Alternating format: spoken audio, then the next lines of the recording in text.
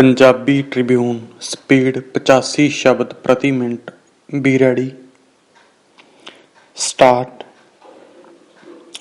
3 ਖੇਤੀ ਕਾਨੂੰਨਾਂ ਅਤੇ ਫਸਲਾਂ ਦੇ ਘੱਟੋ ਘੱਟ ਸਮਰਥਨ ਮੁੱਲ ਉੱਤੇ ਖਰੀਦ ਦੀ ਕਾਨੂੰਨੀ ਗਾਰੰਟੀ ਦੀ ਲੜਾਈ ਦੇ ਨਾਲ ਹੀ ਬੀਜ ਬਿੱਲ 2019 ਲਿਆਉਣ ਦੀ ਚਰਚਾ ਨੇ ਕਿਸਾਨਾਂ ਕੋਲੋਂ ਬੀਜ ਦਾ ਹੱਕ ਖੋਹ ਲੈਣ ਦਾ ਖਦਸ਼ਾ ਪੈਦਾ ਕਰ ਦਿੱਤਾ ਹੈ। ਡੰਡੀ।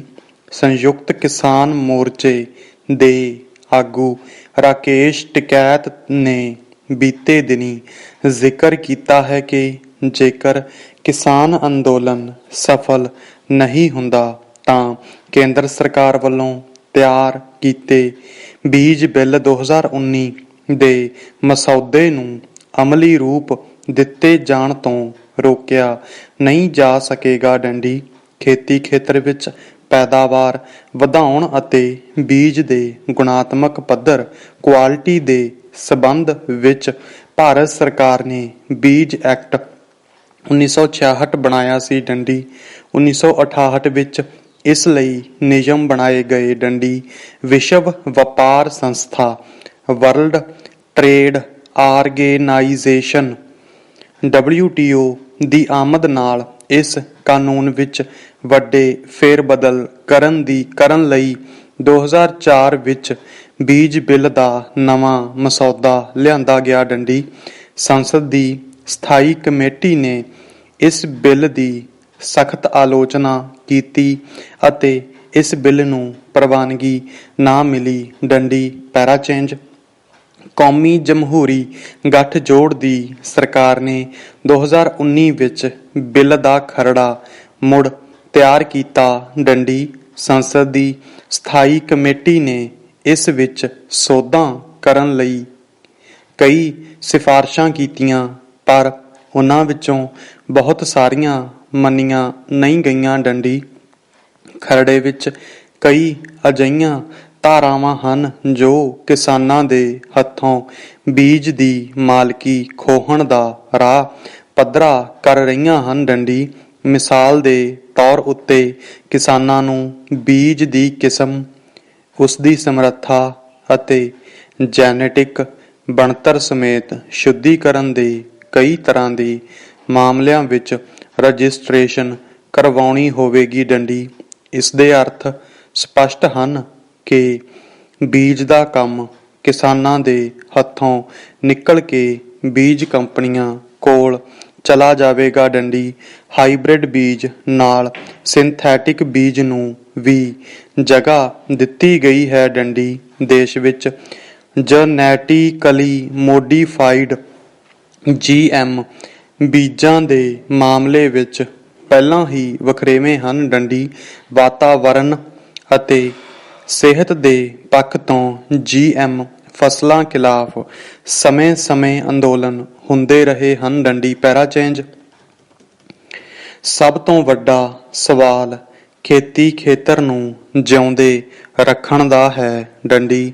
ਇਸ ਨੂੰ ਹੋਰ ਸਨਅਤਾਂ ਜਾਂ ਵਪਾਰਕ ਵਸਤਾਂ ਦੇ ਨਜ਼ਰੀਏ ਤੋਂ ਦੇਖਣ ਨਾਲ ਜੈਵਿਕ ਖੇਤਰ ਵਿੱਚ ਵੱਡੇ ਨੁਕਸਾਨ ਹੋਣ ਦੀ ਸੰਭਾਵਨਾ ਬਣੀ ਰਹਿੰਦੀ ਹੈ। ਡੰਡੀ।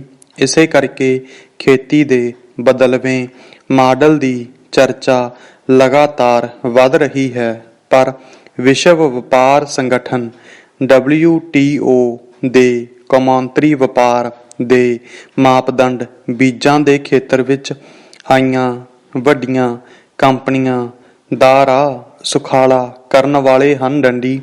ਇਸ ਸਬੰਧ ਵਿੱਚ ਭਾਰਤ ਸਮੇਤ ਵੱਖ-ਵੱਖ ਦੇਸ਼ਾਂ ਦੀਆਂ ਸਰਕਾਰਾਂ ਉੱਤੇ ਲਗਾਤਾਰ ਦਬਾਅ ਬਣਾਇਆ ਜਾ ਰਿਹਾ ਹੈ। ਡੰਡੀ। ਮੌਜੂਦਾ ਕਿਸਾਨ ਅੰਦੋਲਨ ਕੇਵਲ 3 ਕਾਨੂੰਨਾਂ ਨਾਲ ਨਹੀਂ ਬਲਕਿ ਕਿਸਾਨੀ ਦੀ ਹੋਂਦ ਤੇ ਸੰਕਟ ਨੂੰ ਆਧਾਰ ਬਣਾ ਕੇ ਲੜਿਆ ਜਾ ਰਿਹਾ ਹੈ। ਡੰਡੀ। ਸਰਕਾਰ ਨੂੰ ਚਾਹੀਦਾ ਹੈ ਕਿ ਇਸ ਬਿੱਲ ਬਾਰੇ ਕਿਸਾਨ ਜਥੇਬੰਦੀਆਂ ਅਤੇ ਮਾਹਿਰਾਂ ਨਾਲ ਵਿਚਾਰ ਵਟਾਂਦਰਾ ਕਰੇ। ਡੰਡੀ। Stop. Second dictation starts. Pakistan ਅਤੇ ਭਾਰਤ ਦੋਵੇਂ ਆਪਸੀ ਸੰਬੰਧ ਸੁਧਾਰਨ ਦੇ ਮਾਮਲੇ ਵਿੱਚ ਦੁਚਿੱਤੀ ਵਿੱਚ ਨਜ਼ਰ ਆਉਂਦੇ ਹਨ। ਬੁੱਧਵਾਰ ਪਾਕਿਸਤਾਨ ਦੇ ਵਿੱਤ ਮੰਤਰੀ ਨੇ ਐਲਾਨ ਕੀਤਾ ਸੀ ਕਿ ਪਾਕਿਸਤਾਨ ਭਾਰਤ ਤੋਂ ਕਪਾਹ ਅਤੇ ਖੰਡ ਦੀ ਦਰਾਮਦ ਕਰਨ ਦੀ ਆਗਿਆ ਦੇ ਦੇਵੇਗਾ, ਪਰ ਵੀਰਵਾਰ ਪਾਕਿਸਤਾਨ ਸਰਕਾਰ ਨੇ ਪਾਕਿਸਤਾਨ ਦੀ ਆਰਥਿਕ ਮਾਮਲਿਆਂ ਬਾਰੇ ਤਾਲਮੇਲ ਕਮੇਟੀ ਦੇ ਇਸ ਫੈਸਲੇ ਨੂੰ ਮਨਜ਼ੂਰੀ ਦੇਣ ਤੋਂ ਨਾਂਹ ਕਰ ਦਿੱਤੀ। ਪਾਕਿਸਤਾਨ ਸਰਕਾਰ ਨੇ ਆਪਣੇ ਇਸ ਫੈਸਲੇ ਨੂੰ ਭਾਰਤ ਸਰਕਾਰ ਦੇ 5 ਅਗਸਤ 2019 ਦੇ ਉਸ ਫੈਸਲੇ ਨਾਲ ਜੋੜਿਆ ਹੈ ਜਿਸ ਤਹਿਤ ਭਾਰਤੀ ਸੰਵਿਧਾਨ ਦੀ ਧਾਰਾ 370 ਮਨਸੂਖ ਕਰਕੇ ਵਿਸ਼ੇਸ਼ ਦਰਜੇ ਵਾਲੇ ਸੂਬੇ ਜੰਮੂ ਕਸ਼ਮੀਰ ਨੂੰ 2 ਕੇਂਦਰ ਸ਼ਾਸਿਤ ਪ੍ਰਦੇਸ਼ਾਂ ਜੰਮੂ ਕਸ਼ਮੀਰ ਅਤੇ ਲੱਦਾਖ ਵਿੱਚ ਵੰਡ ਦਿੱਤਾ ਗਿਆ ਸੀ। ਪਾਕਿਸਤਾਨ ਸਰਕਾਰ ਅਨੁਸਾਰ ਭਾਰਤ ਨਾਲ ਉਦੋਂ ਤੱਕ ਕੋਈ ਵਪਾਰ ਨਹੀਂ ਕੀਤਾ ਜਾਵੇਗਾ ਜਦੋਂ ਤੱਕ ਜੰਮੂ ਕਸ਼ਮੀਰ ਦੀ ਪਹਿਲਾਂ ਵਾਲੀ ਸਥਿਤੀ ਬਹਾਲ ਨਹੀਂ ਕੀਤੀ ਜਾਂਦੀ। ਪਾਕਿਸਤਾਨ ਦੇ ਇਸ ਫੈਸਲੇ ਨਾਲ ਦੋਹਾਂ ਦੇਸ਼ਾਂ ਵਿਚਕਾਰ ਅਮਨ ਚੈਨ ਕਾਇਮ ਹੋਣ ਬਾਰੇ ਬਣੀਆਂ ਆਸਾਂ ਉਮੀਦਾਂ ਨੂੰ ਖੋਰਾ ਲੱਗਾ ਹੈ। ਇਸ ਤੋਂ ਪਹਿਲਾਂ ਦੋਹਾਂ ਦੇਸ਼ਾਂ ਵਿਚਕਾਰ LOC ਲਾਈਨ ਆਫ ਕੰਟਰੋਲ ਉਹ ਸਰਹੱਦ ਜਿਹੜੀ ਵਿਵਾਦਗ੍ਰਸਤ ਇਲਾਕੇ ਵਿੱਚ ਹੋਵੇ ਤੇ ਜਿਸ ਤੇ ਫੌਜਾਂ ਤਾਇਨਾਤ ਹੋਣ, ਕੌਮਾਂਤਰੀ ਸਰਹੱਦ ਜਿੱਥੇ ਦੋ ਦੇਸ਼ਾਂ ਵਿੱਚ ਇਲਾਕੇ ਦਾ ਕੋਈ ਝਗੜਾ ਨਹੀਂ ਹੁੰਦਾ ਤੇ ਸੁਰੱਖਿਆ ਦਲ ਜਿਵੇਂ BSF, ITBP, ਪਾਕਿਸਤਾਨ ਰੇਂਜਰਜ਼ ਆਦਿ ਤਾਇਨਾਤ ਹੁੰਦੇ ਹਨ ਉੱਤੇ ਅਮਨ ਬਣਾਈ ਰੱਖਣ ਦੇ ਅਹਿਦ ਨੂੰ ਦੁਹਰਾਇਆ ਗਿਆ ਸੀ ਅਤੇ ਕੂਟਨੀਤਕ ਹਲਕੇ ਉਮੀਦ ਕਰ ਰਹੇ ਸਨ ਕਿ ਪਾਕਿਸਤਾਨ ਵੱਲੋਂ ਖੰਡ ਅਤੇ ਕਪਾਹ ਦੀ ਦਰਾਮਦ ਸ਼ੁਰੂ ਕਰਨ ਨਾਲ ਦੋਹਾਂ ਦੇਸ਼ਾਂ ਵਿਚਕਾਰ ਤਣਾਅ ਘਟੇਗਾ। ਪੈਰਾ ਚੇਂਜ ਦੋਵਾਂ ਦੇਸ਼ਾਂ ਦੀਆਂ ਸਿਆਸੀ ਪਾਰਟੀਆਂ ਅੰਧ-ਰਾਸ਼ਟਰਵਾਦ ਤੋਂ ਉੱਪਰ ਉੱਠ ਸਕਣ ਦੀ ਸਥਿਤੀ ਵਿੱਚ ਨਹੀਂ ਹਨ। 1947 ਦੀ ਵੰਡ ਕੱਟੜਪੰਥੀ ਸਿਆਸਤ ਕਾਰਨ ਹੋਈ ਸੀ ਅਤੇ ਵੰਡ ਤੋਂ ਬਾਅਦ ਦੋਹਾਂ ਦੇਸ਼ਾਂ ਵਿੱਚ ਕੱਟੜਪੰਥੀ ਤਾਕਤਾਂ ਮਜ਼ਬੂਤ ਹੋਈਆਂ ਹਨ। ਪਾਕਿਸਤਾਨ ਨੇ 1980ਵਿਆਂ ਵਿੱਚ ਕੱਟੜਪੰਥੀ ਤਾਕਤਾਂ ਨੂੰ ਉਤਸ਼ਾਹਿਤ ਕੀਤਾ ਅਤੇ ਅਮਰੀਕਾ ਅਤੇ ਸਾਊਦੀ ਅਰਬ ਦੀ ਮਦਦ ਨਾਲ ਹਜ਼ਾਰਾਂ ਮਦਰਸੇ ਖੋਲ੍ਹ ਕੇ ਅਫਗਾਨਿਸਤਾਨ ਵਿੱਚ ਸੋਵੀਅਤ ਰੂਸ ਦੀਆਂ ਫੌਜਾਂ ਨਾਲ ਲੜਨ ਲਈ ਜਹਾਦੀ ਪੈਦਾ ਕੀਤੇ। ਇਸ ਵਰਤਾਰੇ ਨੇ ਪਾਕਿਸਤਾਨ ਵਿੱਚ ਮੂਲਵਾਦੀ ਅਤੇ ਕੱਟੜਪੰਥੀ ਤਾਕਤਾਂ ਨੂੰ ਹੋਰ ਮਜ਼ਬੂਤ ਕੀਤਾ ਅਤੇ ਇਹਨਾਂ ਤਾਕਤਾਂ ਨੇ ਅਫਗਾਨਿਸਤਾਨ ਅਤੇ ਜੰਮੂ ਕਸ਼ਮੀਰ ਵਿੱਚ ਦਹਿਸ਼ਤਗਰਦ ਕਾਰਵਾਈਆਂ ਕਰਨ ਦੇ ਨਾਲ ਪਾਕਿਸਤਾਨ ਵਿੱਚ ਵੀ ਵੱਡੇ ਪੱਧਰ ਤੇ ਹਿੰਸਾ ਕੀਤੀ। ਪਾਕਿਸਤਾਨ ਵਿੱਚ ਕਿਸੇ ਵੀ ਪਾਰਟੀ ਨੂੰ ਸੱਤਾ ਵਿੱਚ ਰਹਿਣ ਲਈ ਇਹ ਸਿੱਧ ਕਰਨਾ ਪੈਂਦਾ ਹੈ ਕਿ ਉਹ ਵਿਰੋਧੀ ਪਾਰਟੀਆਂ ਨਾਲੋਂ ਜ਼ਿਆਦਾ ਭਾਰਤ ਵਿਰੋਧੀ ਹੈ। ਭਾਰਤ ਵਿੱਚ ਵੀ ਸਿਆਸੀ ਪਾਰਟੀਆਂ ਪਾਕਿਸਤਾਨ ਵਿਰੋਧ ਨੂੰ ਮੁੱਦਾ ਬਣਾ ਕੇ ਆਪਣੇ ਆਪ ਨੂੰ ਜ਼ਿਆਦਾ ਤੋਂ ਜ਼ਿਆਦਾ ਦੇਸ਼ ਭਗਤ ਦੱਸਣ ਦੀ ਕੋਸ਼ਿਸ਼ ਕਰਦੀਆਂ ਹਨ।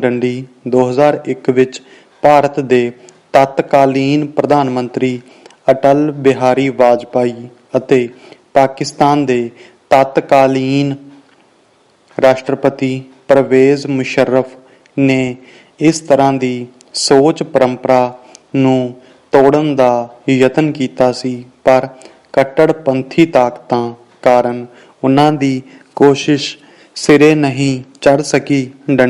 ਪੈਰਾ ਚੇਂਜ ਵਪਾਰ ਵਿੱਚ ਵਾਧਾ ਦੋਹਾਂ ਦੇਸ਼ਾਂ ਵਿੱਚ ਅਜਿਹਾ ਵਪਾਰੀ ਸਮੂਹ ਬਣਾਏਗਾ ਜਿਹੜੇ ਕੱਟੜਪੰਥੀ ਤਾਕਤਾਂ 'ਤੇ ਦਬਾਅ ਬਣਾਉਣਗੇ ਕਿ ਵਪਾਰ ਅਤੇ ਵਿਕਾਸ ਵਧਾਉਣ ਲਈ ਅਮਨ ਸ਼ਾਂਤੀ ਜ਼ਰੂਰੀ ਹੈ। ਡੰਡੀ ਦੋਵਾਂ ਦੇਸ਼ਾਂ ਦੇ ਲੋਕਾਂ ਅਤੇ ਖਾਸ ਕਰਕੇ ਚੜ੍ਹਦੇ ਅਤੇ ਲਹਿੰਦੇ ਪੰਜਾਬ ਦੇ ਵਸਨੀਕਾਂ ਵਿੱਚ ਸਦੀਆਂ ਦੀ ਸਾਂਝ ਹੈ। ਡੰਡੀ ਉਹਨਾਂ ਦਾ ਮੇਲ ਮਿਲਾਪ ਵਧਾਉਣ ਨਾਲ ਆਪਸੀ ਕੁੜੱਤਣ ਘਟੇਗੀ ਅਤੇ ਦੋਵੇਂ ਦੇਸ਼ ਬਾਕੀ ਦੀਆਂ ਸਮੱਸਿਆਵਾਂ ਹੱਲ ਕਰਨ ਵੱਲ ਤੁਰਨਗੇ। ਡੰਡੀ ਕਿਸੇ ਦੇਸ਼ ਨੂੰ ਕੁਝ ਸ਼ਰਤਾਂ ਪਹਿਲਾਂ ਪੂਰੀਆਂ ਕਰਨ ਲਈ ਕਿਹਾ ਜਾਵੇ ਤਾਂ ਅਮਨ ਚੈਨ ਦੇ ਰਸਤੇ 'ਤੇ ਅੱਗੇ ਨਹੀਂ ਵਧਿਆ ਜਾ ਸਕਦਾ। ਡੰਡੀ ਦੋਹਾਂ ਦੇਸ਼ਾਂ ਦੀਆਂ ਸਰਕਾਰਾਂ, ਫੌਜਾਂ, ਕੂਟਨੀਤਕ ਹਲਕੇ ਅਤੇ ਲੋਕ ਜਾਣਦੇ ਹਨ ਕਿ ਖਿੱਤੇ ਵਿੱਚ ਅਮਨ ਚੈਨ ਕਾਇਮ ਕਰਨਾ ਸਭ ਦੇ ਹੱਕ ਵਿੱਚ ਜਾਂਦਾ ਹੈ, ਪਰ ਇਹ ਭਾਵਨਾ ਸਿਆਸੀ ਪਾਰਟੀਆਂ ਦੀ ਰਾਜਸੀ ਮਜਬੂਰੀ ਸਾਹਮਣੇ ਮਾਤ ਖਾ ਜਾਂਦੀ ਹੈ। ਡੰਡੀ ਸਿਆਸੀ ਪਾਰਟੀਆਂ ਦੇ ਆਗੂਆਂ ਨੂੰ ਦਾਨਿਸ਼ਵਰ ਸਿਆਸਤਦਾਨਾਂ ਵਾਲੀ ਭੂਮਿਕਾ ਨਿਭਾਉਂਦੇ ਹੋਏ ਕੁੜੱਤਣ ਵਧਾਉਣ ਵਾਲੀਆਂ ਨੀਤੀਆਂ 'ਤੇ ਕਾਬੂ ਪਾ ਕੇ ਖਿੱਤੇ ਵਿੱਚ ਅਮਨ ਚੈਨ ਕਾਇਮ ਕਰਨ ਦੀਆਂ ਸੰਭਾਵਨਾਵਾਂ ਨੂੰ ਸਾਕਾਰ ਕਰਨ ਦੇ ਰਸਤੇ 'ਤੇ ਅੱਗੇ ਵਧਣਾ ਚਾਹੀਦਾ ਹੈ। ਡੰਡੀ ਸਟਾਪ।